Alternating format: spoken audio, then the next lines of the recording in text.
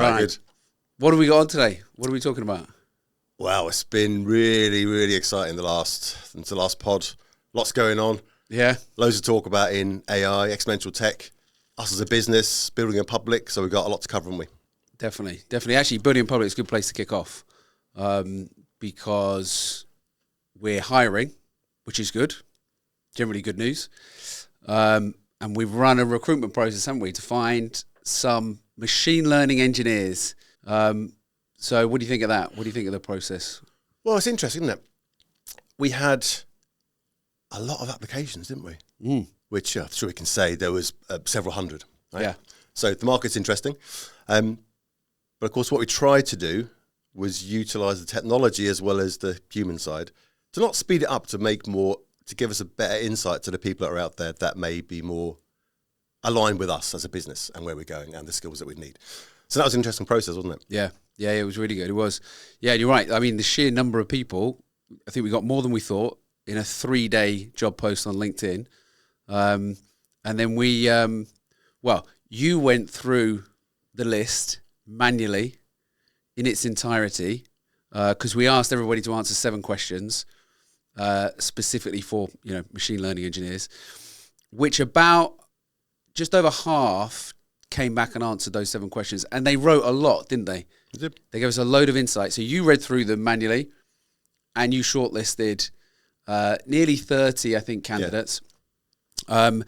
And then we also built a little scoring system using advanced data analysis, which was down to how well they answer the questions, what they had used, real world examples, depth of answer, clarity of answer. And we got AI to create a short list. We did. And we compared the two.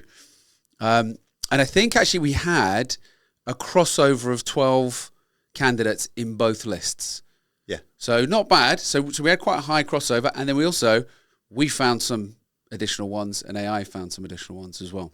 It's really useful, isn't it? I found the process really fascinating.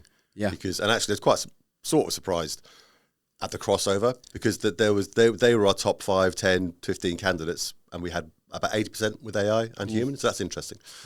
The other interesting thing that I found was, having been through all the people who answered the questions manually, because obviously you'd need to do that as well, was that there was probably, out of those 80 people, I think 4 had used GPT or other tools and hadn't actually changed it at all. Yeah. And if you know a bit about them and how they work without prompting kind of more in depth, that's quite a verbose. Yeah, there's some clues, aren't there? There are some clues, some breadcrumbs. AI American breadcrumbs. language as well. Loads of stuff, right? That's a standout. Yeah. So we hired those 4 because I thought, brilliant. Yeah, that's quite good. Well, actually, within that, we do want people to use the tools, right? You need to know what you're doing.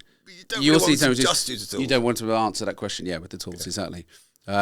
Another interesting point was, I did some analysis. We had 20% female applicants in the ML engineer role. So 20% of our applicants were female. And in our final shortlist, we had 23% women in the shortlist. So gender-wise, we held pretty much solid in terms of that proportion shortlisting, which I thought was good. And I guess what we'll say on the next pod or a future pod is, when we finally hired somebody, we can let you know where they came from. Yeah. Was it one of your picks, or was it an AI? I can tell you now. Let's see. John Cena, I won that one plainly. Number 2, pick human over AI, 100%. We'll see you next pod. That's a great process, isn't it? Yeah. And it goes to show what we're always kind of talking about, which is technology and humanity, or vice versa. Exactly. Is that, not one or the other. It's augmenting and co-piloting, helping. Yeah. And that's the approach we should take as a business. And I think exactly. Other people too. And actually taking that in, the little tool we've built, we've taken it into the next hire, which is a content hire. And it's enabled us to go from weeks worth of work, following up, giving someone a challenge, reviewing everything, to hours worth of work to be able to do that again the next time round, as we continue building the team. So I thought time saving. I thought the name of that role was really good. Content sorcerer. Content sorcerer, yeah. No AI used there at all, just me. Yeah. Brilliant, mate. Really good. But early in the stage of that one. But that'd Yeah. be interesting to see how that improves over time, having done that now a couple of times with the machine learning stuff. Yeah. So really interested in that. And we didn't get cancelled, which is good.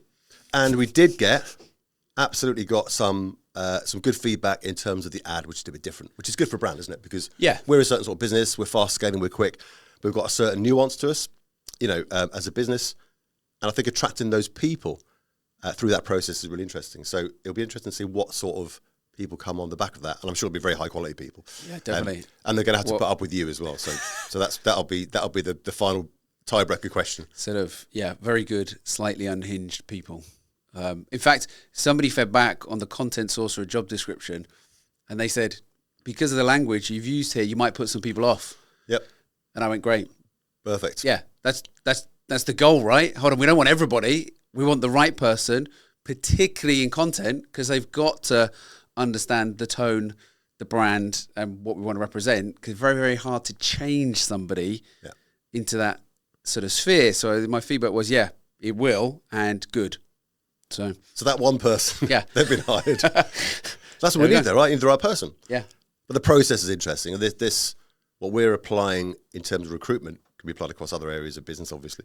We're going to see more of that in the next 6 months, I think. Definitely. As the tools get better, more people are using them. Obviously, we're a bit ahead of the curve because we're in the game every day. Yeah. But it's been a really fascinating process nonetheless. And I think we're going to get we already have got some really good people. So the process is working, so that's a tick. Very good.